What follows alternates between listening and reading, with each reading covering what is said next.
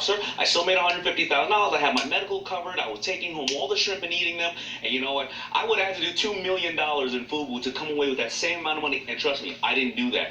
But I found all the problems in the business, and I kept my day job. And thank God. You didn't do too many schooners, did you? No, not at all. Schooners, they put you under very Not at quickly.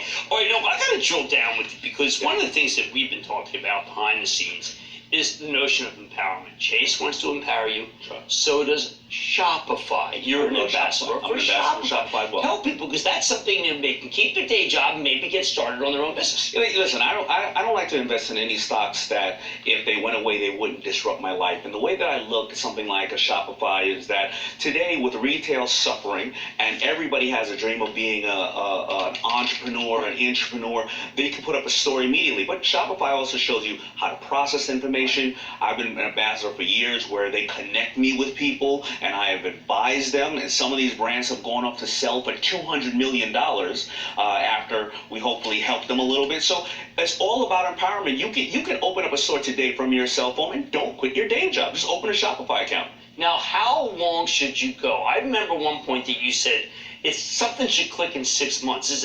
But how about if you really love it? Well, no, if something should click in 6 months, you won't start feeling the rhythm of the business till 3-4 years. You probably won't see major success until 6 or 7 years. Most of the brands that we know out there that we've seen, their overnight success is still 6-7 years. You start getting that rhythm, you get kicked down, you get kicked in your teeth, then you come back, you move from this platform to another platform, and that's what I'm seeing. It's about 6 or 7 years till you see real success, but it's about the first 2 to 3 years you start getting into your rhythm. And that's why the IRS lets you write it off after a certain amount as a hobby. Good point. Now, let me ask you about one that I want to know if it's in your wheelhouse to tell me if it's right or not. Yeah. I had dinner with the guy who runs Beyond Meat.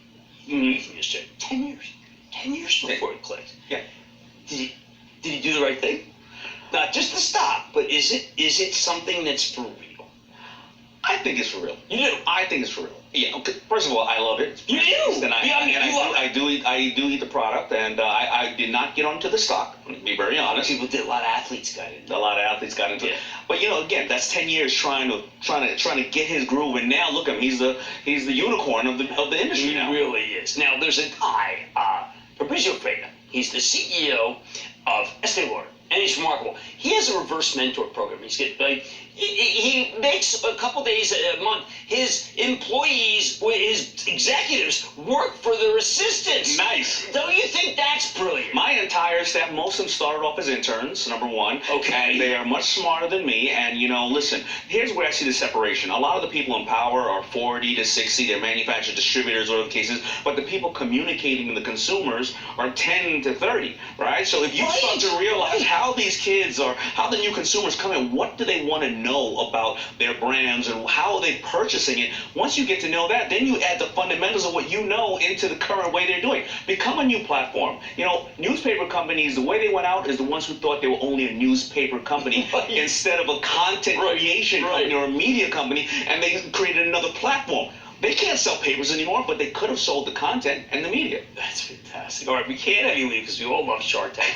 Give us an insight on one of the companies that's really working on clicking. Give us a good my best company is a company called Bombas Socks. They came on doing $800,000 a year. Now they've done, I think they're doing $100 million a year. They stay focused on socks for 4 to 5 years. Now they're rolling out with T-shirts, and every time you buy a sock, they give one to the homeless or the person in need. They've given away almost 20 million pairs of socks. So people feel good about buying them, and they want to talk about them when they buy them. Impact per share. That's what we're talking about. Purpose. That's right. Purpose matters. Yeah. You are a hardcore, hardworking businessman, but you're not afraid. Purpose is key. Purpose is it. Oh, you are the best. All right, that's the people shark, Daymond John, who does so much. Look, I'm just going to say, he does more for charity than anyone who's watching the show, and it's helped more people start their own businesses and empowered them.